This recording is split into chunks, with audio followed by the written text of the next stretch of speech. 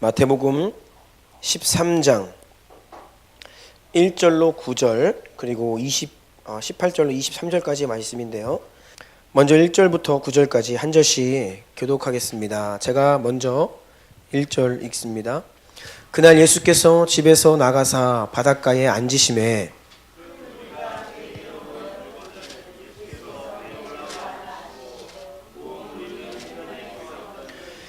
예수께서 비유로 여러 가지를 그들에게 말씀하여 이르시되 씨를 뿌리는 자가 뿌리러 나가서 뿌릴새 더러는 길가에 떨어짐에 새들이 와서 먹어버렸고 더러는 흙이 얕은 돌밭에 떨어짐에 흙이 깊지 아니하므로 곧 싹이 나오나 해가 돋은 후에 타서 뿌리가 없으므로 말랐고 더러는 가시떨기 위에 떨어짐에 가시가 자라서 기운을 막았고 더러는 좋은 땅에 떨어짐에 어떤 것은 100배, 어떤 것은 60배, 어떤 것은 30배의 결실을 하였느니라.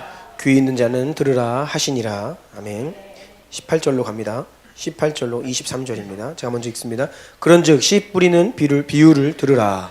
아무나 천국 말씀을 듣고 깨닫지 못할 때는 악한 자가 와서 그 마음에 뿌려진 것을 빼앗나니 이는 곧 길가에 뿌려진 자요. 돌밭에 뿌려졌다는 것은 말씀을 듣고 즉시 기쁨으로 받되 그 속에 뿌리가 없어 잠시 견디다가 말씀으로 말미암아 환난이나 박해가 일어날 때에는 곧 넘어지는 자요. 가시떨기에 뿌려졌다는 것은 말씀을 들으나 세상의 염려와 재물의 유혹에 말씀이 막혀 결실하지 못하는 자요. 좋은 땅에 뿌려졌다는 것은 말씀을 듣고 깨닫는 자니 결실하여 어떤 것은 100배, 어떤 것은 60배, 어떤 것은 30배가 되느니라 하시더라. 아멘. 제가 한 번 더 기도드립니다. 존귀하신 주님, 자격 없는 우리를 은혜로 구원하셨고 또 이 시간도 우리를 부르셔서 하나님을 아버지라 부르며 마음 다하여 예배드릴 수 있는 특권을 주시고 또 자격 없는 자를 은혜로 세우셔서 말씀을 증거하게 하시니 감사드립니다. 그래서 우리가 주님 예수 십자가 보혈의 공로만 의지하고 그 능력, 그 권세만 의지하여 하나님 앞에 서기를 원합니다. 우리의 생각과 우리의 이성으로는 조금도 깨달을 수 없고 조금도 아멘할 수 없음에도 성령께서 우리 가운데 역사하심에 우리가 순전히 깨닫고 전심으로 아멘할 수 있습니다. 성령님 일하여 주십시오. 오직 주의 성령 홀로 이 공간 가운데 운행하시고 역사하시며 예수 보혈 덮으사 흑암의 권세를 깨뜨리시고 물리치시옵소서. 그리하실 주님을 기대합니다. 예수 그리스도의 존귀하신 이름으로 간절히 기도드리옵나이다. 아멘. 아멘. 우리 주변에 있는 분들과 이렇게 인사합시다. 이렇게 웃으시면서 샬롬이라고 인사할까요? 샬롬. 네. 샬롬. 평화, 평강이라는 뜻이죠. 우리가 주인으로 섬기는 건 모시고 있는 예수님은 평화의 왕, 평강의 왕이십니다. 그래서 여러분 샬롬. 예배 가운데 그 평강을 누리시고 또 하나님으로 인하여서 우리 삶 가운데 평화가 가득하기를 원합니다. 지난주 말씀 우리가 시편 126편을 가지고 눈물을 흘리며 씨를 뿌리는 농부의 모습, 마치 기도하는 사람의 모습과 같다라고 하였습니다. 농사가 매우 고된 일이라 눈물을 흘리며 힘겹게 농사를 짓습니다. 마찬가지로 우리가 온전한 기도를 위해 하나님께 나아갈 때 육신적으로 수고와 인내가 필요하다라는 것을 살펴보았고요. 그럼에도 농부가 또한 당장에 먹어야 할 생명과도 같은 귀중한 씨앗을 눈물을 흘리며 뿌릴 수 있는, 포기할 수 있는 이유는 추수를 바라보고 있기 때문이다라고 하였죠. 우리 또한 기도의 자리에서 나의 가장 좋은 것, 나에게 가장 귀한 것, 특별히 내 전부를 하나님께 내어드릴 수 있는, 포기할 수 있는 이유는 반드시 갚으시고 그것을 통해 큰일 이루시는 하나님에 대한 믿음이 비로소 우리로 하여금 한나처럼 가장 귀한 아들을 하나님께 드리겠다라고 고백하는 한나처럼 귀한 것을 눈물로 드릴 수 있다라는 것을 살펴보았습니다. 오늘 계속해서 리바이벌 프레잉 네 번째 시간입니다. 제목을 같이 읽겠습니다. 시작. 말씀의 역사를 위한 기도의 절대적 필요성. 이런 제목으로 말씀을 나눕니다. 1. 네 가지 땅에 떨어진 씨 비유. 오늘 말씀도 지난주와 비슷하게 예수님께서는 씨를 뿌리는 농부의 모습에 빗대어서 우리에게 진리를 말씀하고 계십니다. 오늘 읽은 본문 1절부터 9절은 한 가지 비유가 등장합니다. 농부가 밭을 이리저리 다니면서 씨를 사방으로 뿌리는 겁니다. 눈물로 지금 이제 씨앗을 뿌리는 겁니다. 그런데 바람이 불어요. 그래서 이 씨가 여러 곳으로 흩어져 뿌려지게 되는데, 첫 번째는 일부가 바람에 날려서 길가에 떨어집니다. 포장이 되어 있지 않은 길이라고 하여도 사람들이 늘상 밟고 다니는 길은 딱딱해져 있죠. 그래서 이 씨가 그 위에 뿌려졌을 때에 전혀 뿌리내리지 못합니다. 지나가던 새가 그 씨를 그냥 먹어버리죠. 길가에 뿌려진 씨입니다. 어떤 씨는 돌밭에 떨어집니다. 그런데 여기에서 이 돌밭은 우리가 생각하는 자갈이 많은 돌밭이 아니라고 했죠. 이스라엘은 그 지대가 안반층 지대가 있습니다. 그래서 베드로라고 하는 이름의 뜻이 반석이다, 바위다, 돌이다 그런 뜻인데, 그것은 넓은 지대가 다 안반층이에요. 그곳에 기초를 박아서 집을 지으면 절대 무너지지 않는다라고 말씀하신 예수님 말씀입니다. 그런데 이 사실은 거대한 안반층인데 거기 위에 흙이 얇게 덮여 있는 거예요. 그래서 눈으로 볼 때에는 깊은 흙 같지만 그 흙이 굉장히 얇아요. 표면만 잠깐 이렇게 살짝 덮여 있는 것입니다. 그곳에 씨앗이 떨어지면 그 얕은 그 흙에 뿌리를 내려서 자라기 시작하는데, 금방 뿌리가 깊이 내려가야 되는데 이제 돌이니까 더 이상 뿌리를 내리지 못하고 그 팔레스타인 강한 태양이 내려칠 때에 그냥 말라버리는 거죠. 죽어버립니다. 자라다가 중간에 죽어버려요. 이것이 돌밭입니다. 또 세 번째, 가시떨기. 가시덤불 속에 이 씨앗이 떨어져요. 씨앗이 이제 자라가서 열매 맺기까지 토양으로부터 많은 영양분을 공급받아야 되고 햇볕이 잘 쬐어줘야 되는데, 가시덤불이 그 영양분을 다 뺏어갑니다. 그리고 태양을 가로막고 자라나는 이 식물을 뒤엉켜서 못 자라게 하는 거예요.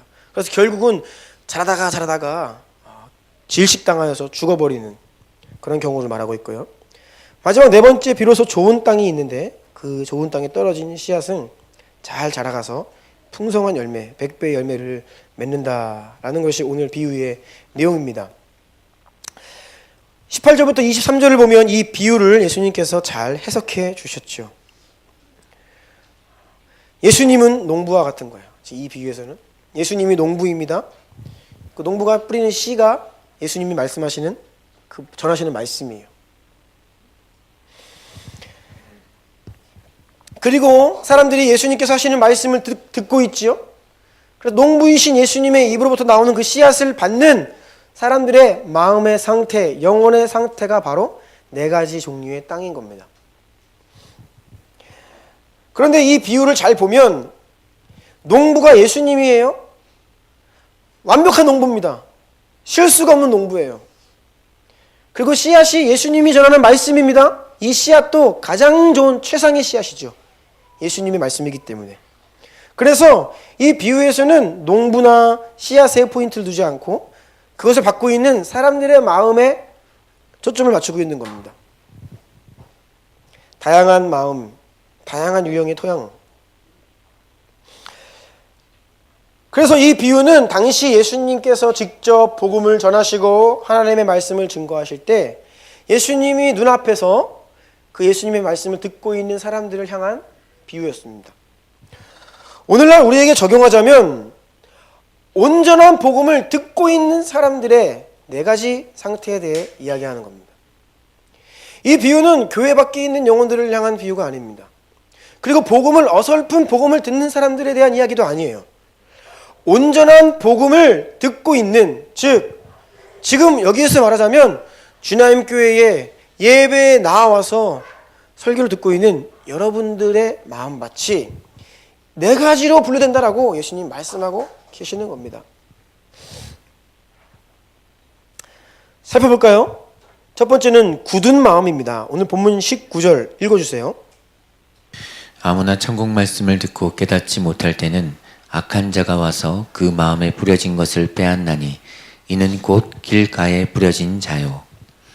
길가와 같은 마음을 말합니다.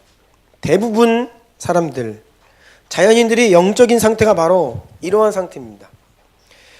이러한 길가와 같은 마음을 가지고 있으면 말씀이 아무리 선포되고 말씀을 아무리 들어도 악한 자인 사탄이 방해하는 거예요. 복음을 거부하도록 또는 깨닫지 못하도록. 그래서 사탄이 방해를 해서 복음을 깨닫지 못하고 복음을 거부한다. 이러한 영혼의 상태를 성경은 영적으로 우둔하다 또는 곧은 목, 굳은 마음을 가지고 있다라고 이야기를 하는데요. 말씀을 듣고 있어요. 그런데 깨달음이 없습니다. 그리고 여기에 대한 반응이 없어요. 몸이 건조한 마음이 바로 길가와 같은 마음입니다. 마음밭에 말씀이 심기어져야 됩니다. 선포되고 듣는 것에서 그치지 않고 마음에 말씀이 심기어야 되는데 원수가 그냥 빼앗아가 버리는 거예요. 그래서 교회에 나와 자리하고 있고 예배를 드리고 설교를 듣고 있지만 길가와 같은 마음이 있을 수 있다는 겁니다. 원수가 뺏어먹어버려요. 두 번째, B, 얕은 마음, 가벼운 마음입니다. 본문 20절, 21절 읽어주세요. 돌밭에 뿌려졌다는 것은 말씀을 듣고 즉시 기쁨으로 받되 그 속에 뿌리가 없어 잠시 견디다가 말씀으로 말미암아 환난이나 박해가 일어날 때에는 곧 넘어지는 자요. 말씀을 듣고 즉시 기쁨으로 받는다. 매우 잘 복음에 반응하는 겁니다. 기쁘게 반응을 하였어요. 그래서 그 마음에 말씀의 씨앗이 심겼어요. 자라가기 시작합니다. 하지만 깊이 뿌리를 내리기에는 충분하지 못하는 마음이에요. 무언가 부족합니다. 이러한 마음은 처음에는 복음을 기쁘게 받아들입니다. 나름대로 은혜도 받아요.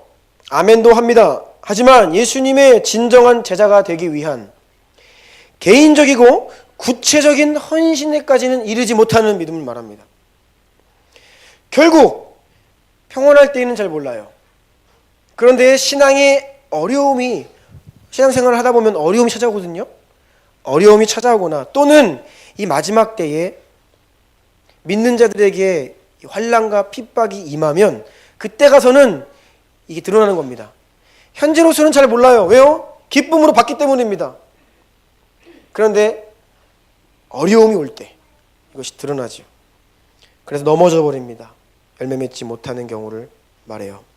이것이 바로 돌밭과 같은 마음, 얕아, 가벼운 마음, 충분하지 못하는 마음입니다. C입니다. 막힌 마음. 본문 22절 다 같이 읽어볼까요? 시작. 가시떨기에 뿌려졌다는 것은 말씀을 들으나 세상의 염려와 재물의 유혹에 말씀이 막혀 결실하지 못하는 자요. 가시떨기 역시 돌밭처럼 처음에는 말씀을 받아들입니다. 말씀이 그 마음에 떨어졌고 심겨요. 그런데 두 가지 문제가 발생합니다. 세상의 염려, 그리고 돈에 대한 유혹. 이 두 가지가 합세해가지고 말씀을 순종하며 말씀을 따르며 결국 열매 맺도록 나아가야 되는데 이 염려와 돈에 대한 유혹이 이것을 가로막는 거예요. 그래서 이 두 가지에 가로막혀서 결국은 지식당하는 겁니다. 두 가지 마음이라고 할 수 있어요. 하나님을 향한 마음이 있습니다. 그런데 세상을 향한 마음도 있는 거예요. 하나님을 향한 사랑하는 마음도 있어요. 그런데 세상도 좋아요. 돈도 좋아요. 그래서 이 두 가지 마음 속에서 갈팡질팡 계속해서 고민하고 씨름하고 저울질하다가 결국은 세상으로 가버리는 거예요. 하나님이 아니라. 우리 가운데 이러한 싸움들이 다 있죠. 그런데 이때 우리가 깊이 뿌리를 내리고 가시떨기를 제거해야 이기고 승리하는 길로 나아가는데, 이 두 가지 마음이 계속 저울질하다가 결국은 세상으로 마음을 빼앗겨서 가버리는, 이러한 경우를 바로 가시떨기에 떨어진 씨와 같다라고 합니다. 그래서 이것은 막힌 마음이에요. 자라가다가 염려와 유혹에 가로막혀 버리는 거예요, 믿음이. 마지막 D입니다. 부드러운 마음. 본문 23절 읽어주세요. 좋은 땅에 뿌려졌다는 것은 말씀을 듣고 깨닫는 자니 결실하여 어떤 것은 100배, 어떤 것은 60배, 어떤 것은 30배가 되느니라 하시더라. 비로소 이 좋은 땅은 하나님의 말씀을 들을 뿐만 아니라 그것을 이해하고 마음에 심겨질 뿐 아니라 또한 깊이 뿌리 내리고 무럭무럭 자라가 열매 맺는 마음을 말합니다. 예수님께서는 이러한 마음을 가진 자들이 진정한 제자다라고, 이들이 진정한 하나님의 자녀들이다라고 말씀하십니다. 분명하고 확실한 열매를 맺는 자들이죠. 여러분, 지금 살펴본 이 네 가지 마음밭, 우리가 이 네 가지 중에 하나라고요.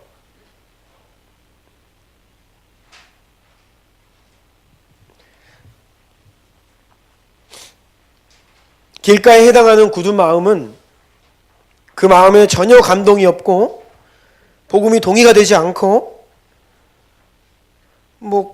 교회에 강제로 와 있지만 전혀 은혜가 없는 사람을 말해요. 그래서 저는 제가 믿기로는 우리 주나님교회에는 이런 길가와 같은 분들은 계시지 않을 거다라고 생각을 해요. 강제로 나와 있는 분 안 계시거든요. 그런데 문제는 이 두 번째, 세 번째, 돌밭과 가시떨기 같은 마음입니다. 왜냐하면 이 둘의 경우에는 상당히 진정성이 있어요. 돌밭은 즉시 기쁨으로 받는다고 했지요. 가시떨기도 일단 그 마음 가운데 복음을 받아들입니다. 그래서 심겠다고 표현이 되어 있죠.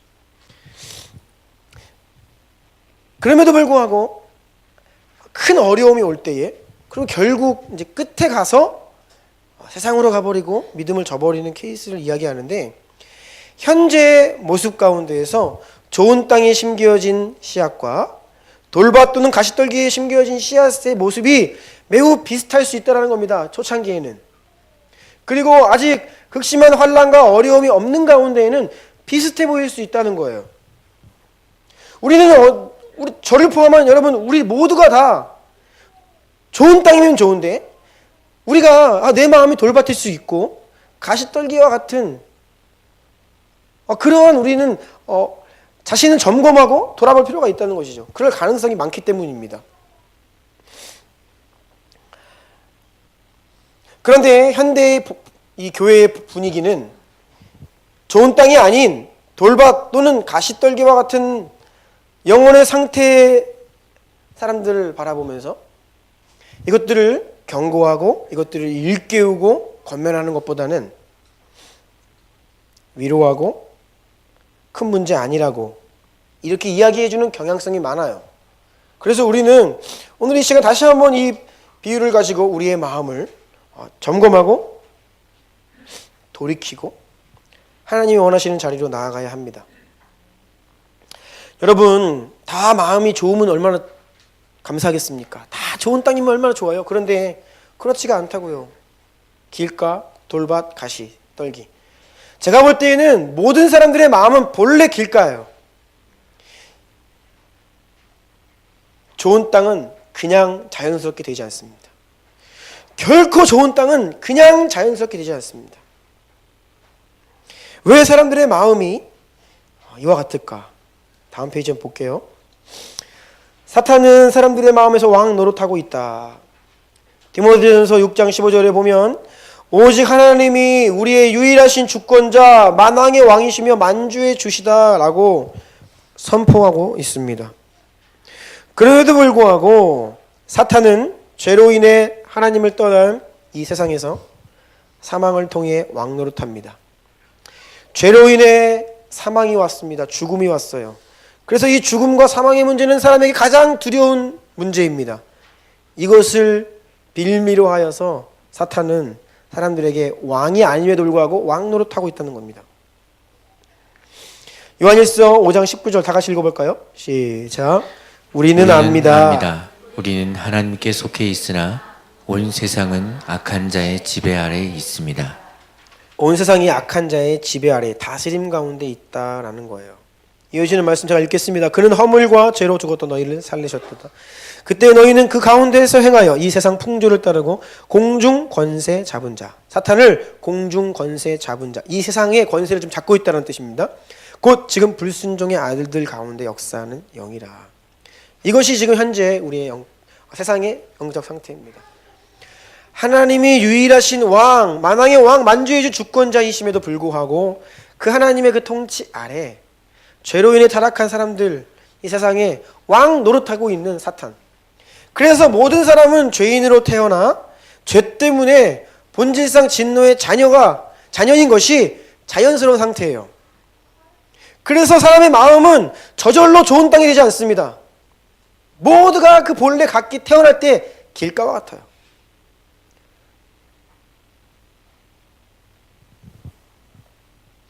우리는 복음을 전할 수는 있습니다. 즉 누군가에게 씨앗을 뿌릴 수는 있습니다. 이 역할은 우리가 할 수 있어요. 하지만 그 복음을 듣는 사람들의 마음이 좋은 땅으로 만드는 것은 우리의 능력으로는 할 수 없는 일이에요. 우리는 사람의 마음을 어떻게 할 수가 없습니다.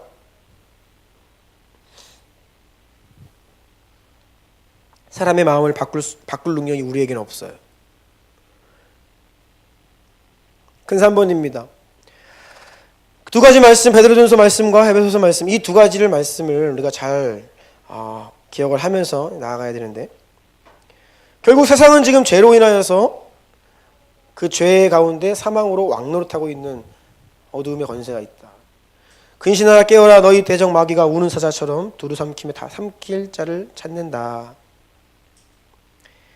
이 원수가 사탄이 사람들을 움켜쥐고 놓아주지 않으려고 하는 그런 상황이라는 거예요. 본래 사람들의 마음이 길가와 같다라는 것은 사탄이 그 마음을 붙들고 말씀이 떨어지고 씨가 뿌려져도 그것을 다 낚아채가는 겁니다. 빼앗아가요. 역사하지 못하게 가로막습니다. 강력하게 누군가가 말씀을 받아들이는 것을 방해하고 있다. 이것이 영적 현주소예요. 에베소서 6장 11, 12, 18절 읽어주세요. 마귀의 관계를 능히 대적하기 위하여 하나님의 전신갑주를 입으라. 우리의 씨름은 혈과 육을 상대하는 것이 아니요 통치자들과 권세들과 이 어둠의 세상 주관자들과 하늘에 있는 악의 영들을 상대함이라. 모든 기도와 간구를 하되 항상 성령 안에서 기도하고 이를 위하여 깨어 구하기를 항상 힘쓰며 여러 성도를 위하여 구하라. 아멘.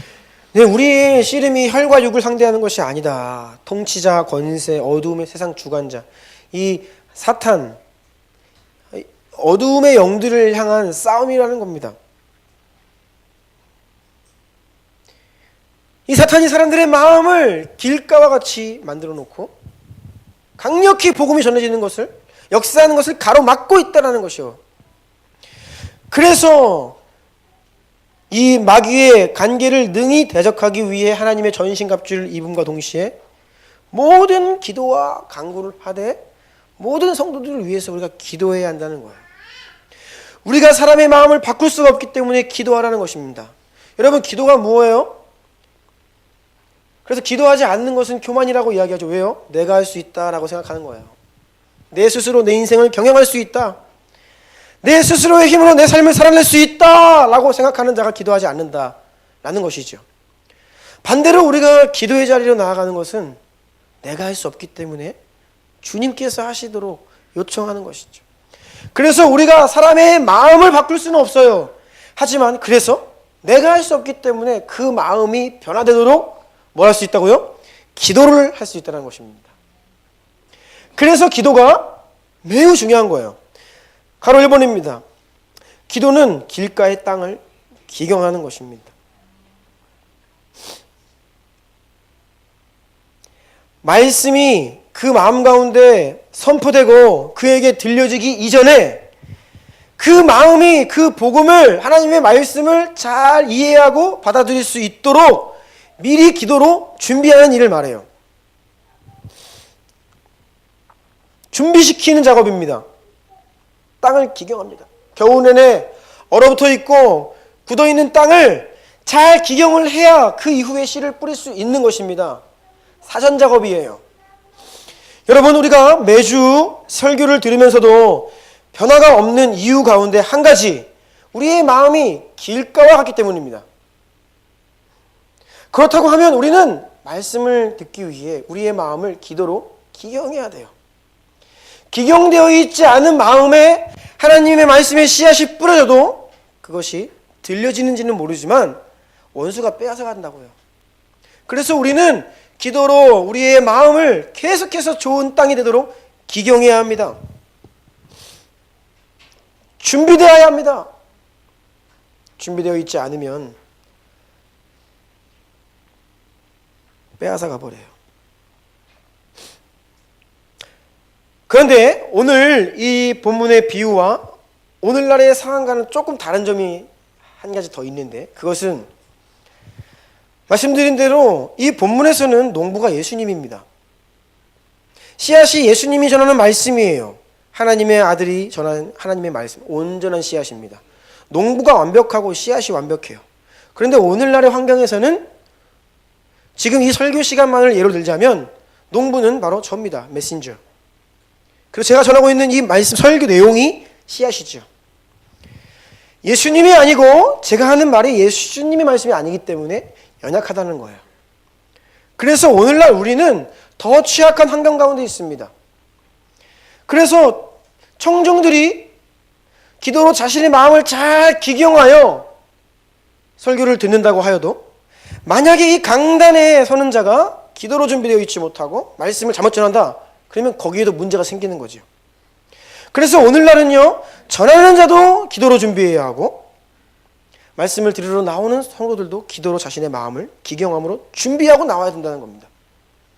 또한 목사는 성도들을 위해 중보기도 하고 성도들은 말씀 전하는 자를 위해 중보기도 해야 되는 거예요. 이러한 기도를, 우리가 준비기도를 잘 해야 비로소 이렇게 말씀 시간 가운데 하나님의 말씀이 역사할 수 있다는 겁니다.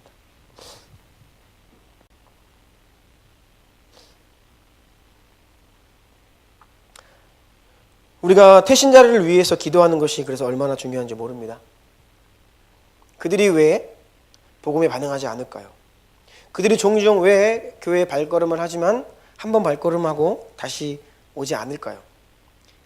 그들의 마음이 길가와 같기 때문입니다. 근데 길가와 같은 그들의 마음을 변화시킬 수 있는 방법은 오직 한 가지입니다. 뭐요? 기도. 그래서 태신자를 위한 기도가 중요한 거예요.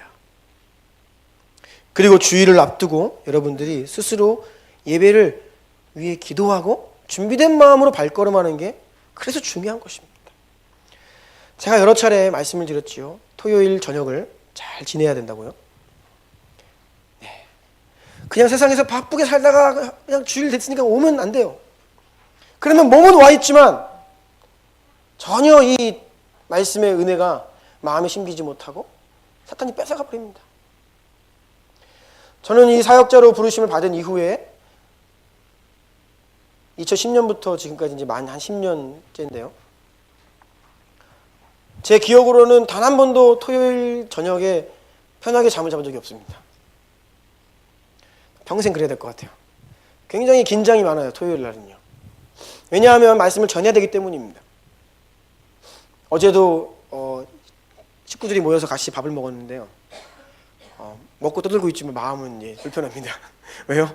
저는 내일 새벽에 일어나가지고 일찌감치 또 가서 준비를 해야 돼요.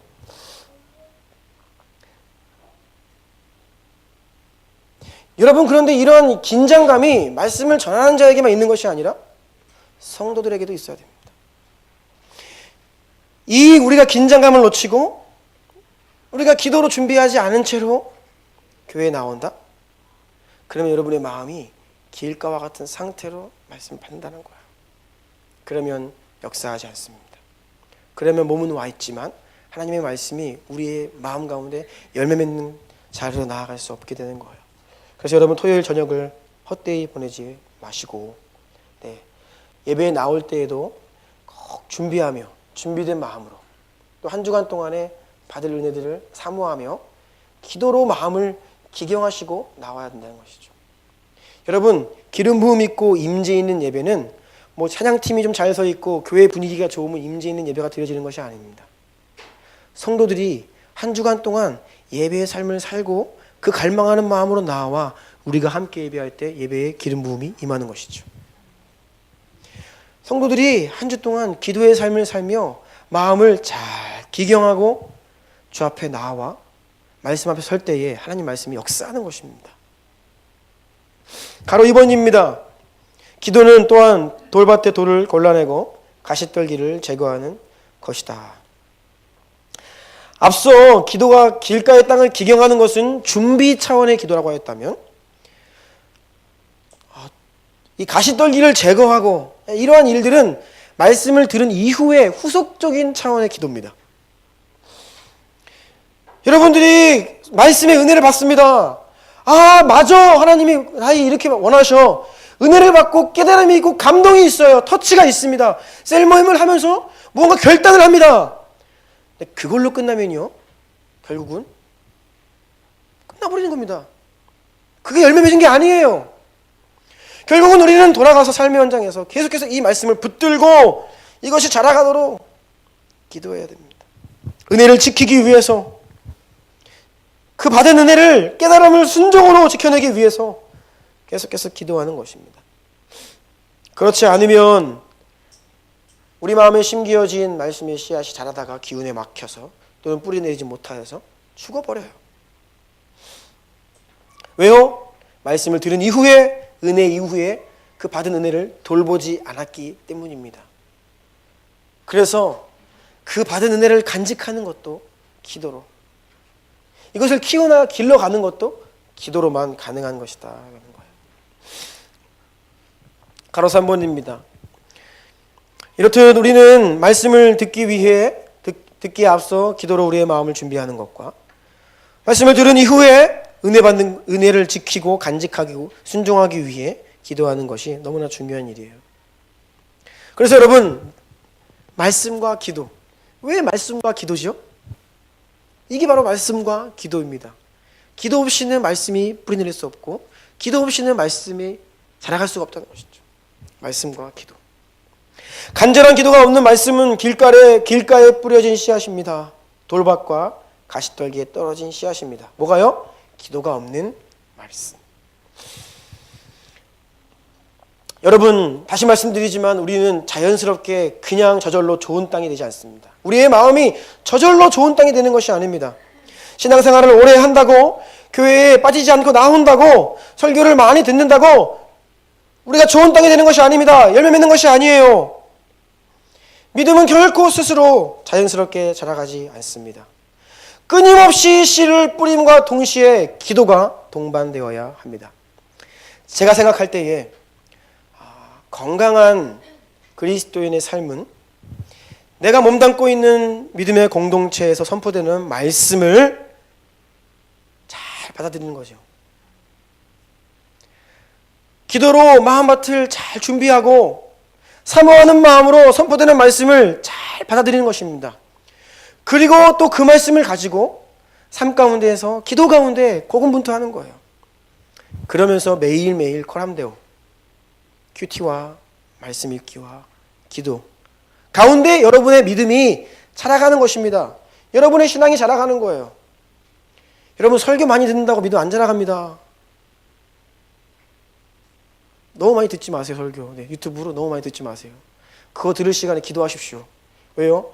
이미 선포되고 있는 말씀과 매일매일 큐티하고 있는 것도 지금 소화가 안 돼요. 기도를 못해서. 그럼 다음 주에 이제 설교할 테지만 기도는 씨를 뿌리는 것처럼 너무나 힘든 일이에요. 가장 힘든 일은 기도입니다. 교회 안에서 다른 것들은 조금 할 수 있어요. 출석하는 거, 듣고 있는 거, 유튜브를 틀고 설교를 듣는 것 정도는 조금 하기 수월해요. 그런데 정말로 그 모든 것들을 내려놓고 기도의 자리로 나아가 끊임없이 기도하는 것은 굉장히 어려운 일입니다. 그래서 사람들이 기도하는 것보다는 다른 것들을 많이 하려고 해요. 봉사하는 거, 뭐 다른 것들. 그런데 정작 기도가 없으면 열매 맺을 수 없다는 것이죠.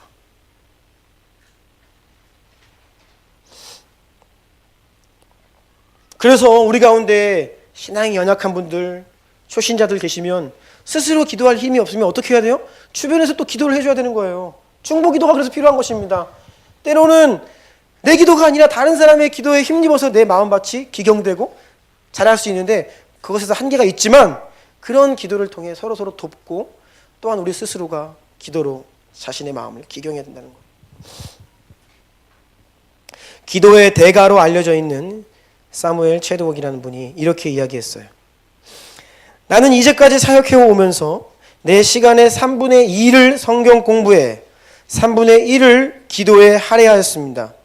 그러나 만일 인생을 다시 산다면 내 시간의 3분의 1을 성경 공부에 3분의 2를 기도에 할애하겠습니다.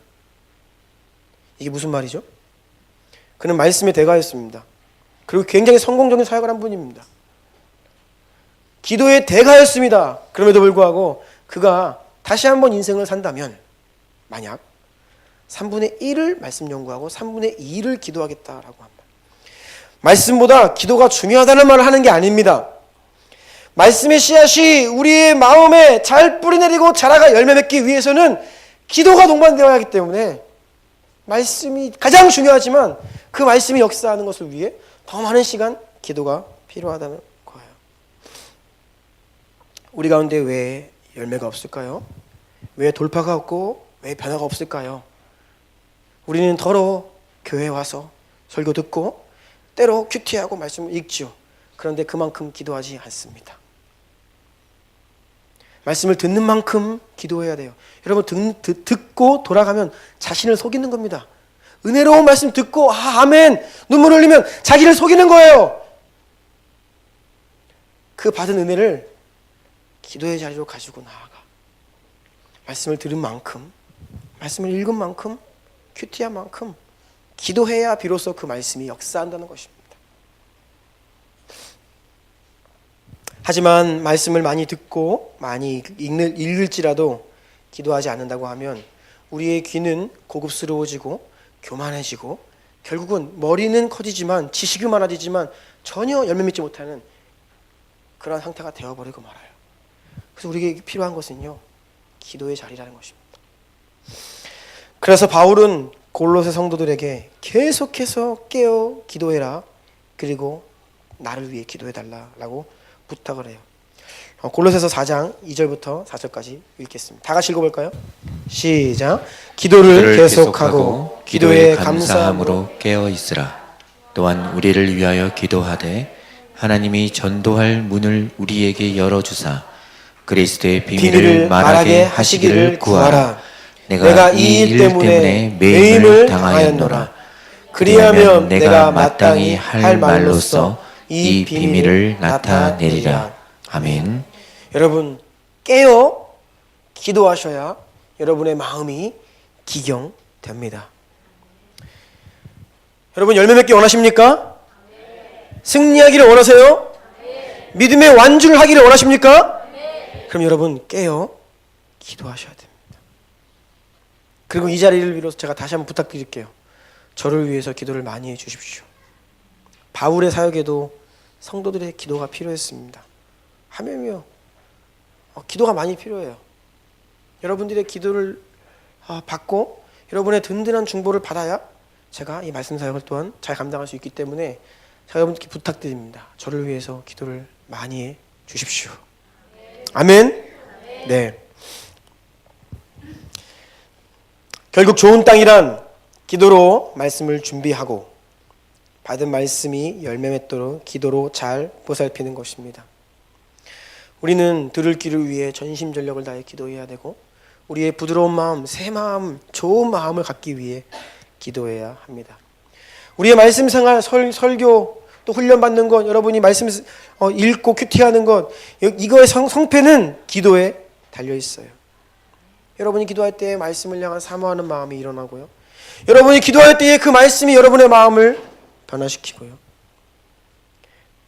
그래서 여러분 정말 말씀의 능력을 경험하기를 원하고 하나님 말씀을 더 깊이 하나님 말씀으로 들어가기를 원하는 분들은 더욱더 기도하셔야 됩니다. 시편 119편 말씀 읽어볼게요. 다 같이 시작. 내 눈을 열어서 주의 율법에서 놀라운 것을 보게 하소서. 내가 주의 법을 어찌 그리 사랑하는지요. 주의 말씀의 맛이 내게 어찌 그리 단지요. 내 입에 꿀보다 더 단이이다. 아멘. 그래서 우리는 늘 기도해야 됩니다. 내 눈을 열어 하나님의 말씀에서 놀라운 것을 보게 하소서. 말씀을 읽을 때에도, 지난번 큐티 세미나 할 때에도 우리가 배웠잖아요. 꼭 말씀을 읽기 전에, 큐티하기 전에 뭐 해야 된다고요? 기도해야 됩니다. 하나님, 이 말씀을 깨닫게 해주시고 이 말씀이 내 마음에 새겨지게 하시고 순종함으로 열매 맺게 하여 주십시오. 오늘 이렇게 설교 들을 때에도 여러분의 마음이 그러한 마음으로 준비되어야 됩니다. 기도로. E.M. 바운주의 말이 밑에 기록되어 있는데 한번 읽어주시겠습니까?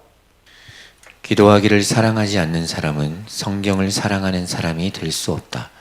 성령 충만한 삶을 살기 위해 가장 기본적인 두 가지는 성경 읽기와 개인 기도이다. 이 두 가지를 게을리 하는 사람은 조만간 영혼이 야위어 기쁨과 평안을 잃고 영성이 메마르게 될 것이다. 이 두 가지를 하기 싫어하는 것은 배교로 가는 길을 열어놓는 것이며 결코 놓칠 수 없는 기회를 악한 자에게 제공하는 것과 마찬가지이다. 하나님의 말씀을 규칙적으로 읽고 지극히 높으신 분의 은밀한 곳을 습관적으로 찾아 기도하는 사람은 원수의 공격으로부터 안전을 보장받는다. 이런 사람에게는 어린 양의 보혈을 통하여 구원과 최후의 승리가 보장된다. 아멘. 아멘. 그래서 여러분, 더 우리는 기도의 자리로 나아가야 됩니다. 하나님은 기도의 자리로 우리를 초청하고 계십니다. 기도의 자리로 나아가지 않으면 우리가 듣는 말씀으로 우리 자신을 속이는 겁니다. 마지막으로 4번입니다. 그래서 이 명절을 앞두고 모든 성도님들의 가정 복음화를 위해서 오늘 말씀을 좀 기초로 하여서 몇 가지 기도, 우리가 이렇게 기도해야 한다는 세 가지를 좀 말씀을 드리고 함께 기도하기를 원하는데요. 첫 번째는 여러분 가정 안에 아직 믿지 않는 부모님, 배우자, 또는 친척들 계실 겁니다. 또는 교회를 다니시지만 인격적인 주님과의 만남이 없는 형식적인 신앙생활을 하는 분도 더러 계실 수 있습니다. 그분들을 위해 우리가 어떻게 해야 되는가? 첫 번째는 우리가 할 수 없는 그 영혼의 마음의 변화를 위해 기도해야 되죠. 우리가 대신 그 영혼들의 마음의 땅을 기경해 드려야 됩니다. 그래서 주님을 모르는 가족들의 이름을 불러가며 하나님 그 마음을 변화시켜 주시옵소서 기도해야 됩니다. 이 기도가 쌓이지 않으면 결코 복음이 전해질 수 없고 결코 그 영혼이 주님께 돌아올 수 없어요. 하나님 마음을 변화시켜 주십시오. 믿지 않는 가족들의 마음, 땅을 위한 기도가 첫 번째입니다.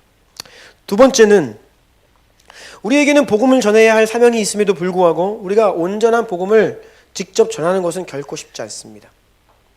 다시 말씀드리지만 오늘 본문의 배경은 예수님께서 증거하시는 온전한 복음입니다. 우리가 간혹 전도의 기회가 있어서 친척들에게, 가족들에게 이야기할 수는 있지만 온전한 복음을 전하는 것은 매우 어렵습니다. 교회로 초청을 하거나 또는 몇 가지 문제들을 가지고 우리가 신앙적인 이야기를 할 수 있지만 그것이 온전한 복음을 전했다라고 하기에는 부족하죠. 그래서 우리는 기도할 때에 어떻게 해서든지 그 영혼들에게 온전한 복음을 전할 수 있는 기회 또는 교회에 초청되어서 복음을 온전히 들을 수 있는 기회를 하나님께서 허락하시도록 기도해야 됩니다. 이것은 씨를 뿌릴 수 있는 기회를 달라고 하나님께 기도드리는 것이죠. 첫 번째는 그들의 땅의 변화를 위해 기도했다면 씨를 뿌릴 수 있는 기회를 위해서 하나님께 기도드려야겠습니다. 마지막으로 세 번째, 이것이 가장 중요한데요. 베드로전서 3장 15, 16절 다 같이 읽겠습니다. 시작.